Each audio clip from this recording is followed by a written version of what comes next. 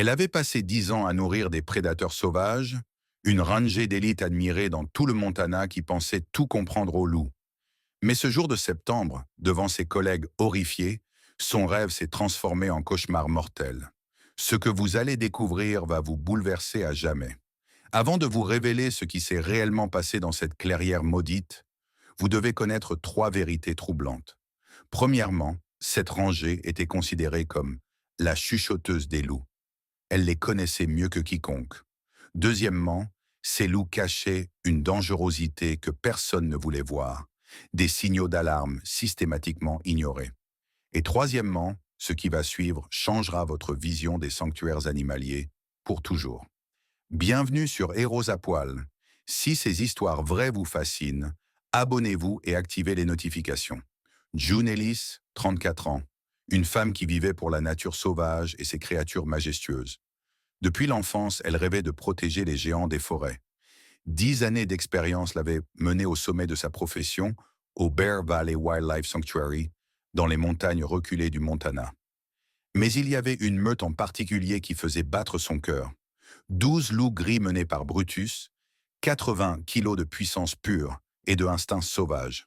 Entre eux, un lien que June croyait indestructible. Un collègue témoignait. June et ses loups, c'était magique. Dans l'enclos, elle ne faisait qu'un avec eux. June pouvait tout faire avec cette meute, des choses impossibles pour les autres rangers. Juin était intrépide. Elle voyait en Brutus non pas un prédateur, mais un partenaire, une famille. Ce qu'elle ignorait, c'est que cette confiance aveugle allait lui coûter la vie. Ces loups n'étaient pas ordinaires. Arrachés à leur habitat naturel, traumatisés par la captivité, ils cachaient une vérité que le sanctuaire préférait taire. Ils avaient un historique, un passé violent soigneusement dissimulé. Signaux d'alarme pendant les nourrissages, approches inhabituelles, dépassant les limites établies. Regards soutenus, défiant l'autorité humaine. Rodage nocturne autour des cabanes du personnel. Un ancien ranger révélait « Il y avait des signes, des petites choses, mais personne ne voulait les voir. Une approche trop proche par-ci, un moment d'agressivité par-là. On se disait que c'était normal.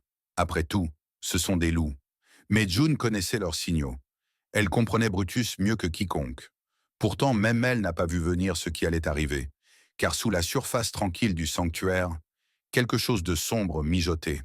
La pression constante des soins, l'enfermement, la frustration, tout cela rongeait l'esprit de la meute.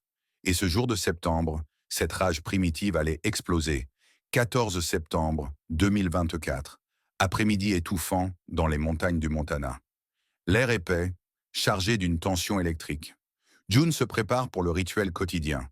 Le nourrissage de 18h03, les seaux de viande d'élan, la routine habituelle. Mais dès qu'elle franchit la porte grillagée de l'enclos, quelque chose cloche.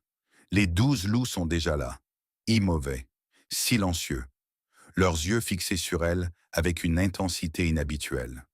June murmure pour elle-même. Ils font juste les difficiles aujourd'hui. Ça va passer. Mais ça ne passe pas. June se positionne au centre de la clairière, seau tendu vers la meute. Brutus s'approche, puis dévie de la routine. Subtil d'abord, juste une hésitation dans ses mouvements. Puis ça arrive. Les oreilles plaquées, la queue droite, un grondement sourd qui glace le sang. June se fige. Est-ce une erreur, un malentendu? Mais dans les yeux de Brutus, elle lit quelque chose qui la terrorise. Elle n'est plus la rangée protectrice. Elle est devenue une proie. Le temps ralentit. Brutus charge, puis Luna, puis toute la meute. En quelques secondes, le cercle de confiance devient un piège mortel. June crie, un hurlement déchirant qui traverse la forêt et atteint le camp principal. « Mayday! Rangez à terre! Les loups attaquent! Besoin de renforts immédiats! » Elle tente de fuir, de regagner la sortie, mais la meute ne lui laisse aucune chance. Ce n'est pas une poursuite, c'est une exécution coordonnée. Les mâchoires se referment, l'uniforme se déchire, le sang colore la terre battue. Dans ces derniers instants, June réalise que le lien qu'elle croyait indestructible vient de se briser à jamais. Brutus, son protégé bien-aimé, s'est transformé en assassin. Le personnel se précipite, déclenche les alarmes, fait fuir la meute avec des coups de feu d'alarme. Mais il est déjà trop tard. Le corps de June est évacué en urgence par hélicoptère médical. Les médecins se battent pour la sauver, mais ses blessures sont trop graves. Traumatismes multiples, hémorragie massive. Le verdict est sans appel. L'enquête révèle alors des vérités effroyables. Des rapports internes documentant l'agressivité croissante de la meute depuis des mois, des signaux d'alarme systématiquement ignorés pour préserver l'image du sanctuaire. Des rangers avaient parlé en privé des moments imprévisibles de Brutus, de ses tests de dominance. Mais le désir de maintenir le programme de réhabilitation avait fait taire ces avertissements. June était morte pour avoir fait confiance à un système qui avait choisi la mission sur la sécurité. Les jours suivants, Bear Valley organise un mémorial. Larmes, silence et cette question lancinante. Comment quelqu'un qui aimait tant ces créatures a-t-elle pu mourir de leur croc? Mais la mort de June déclenche quelque chose de plus grand.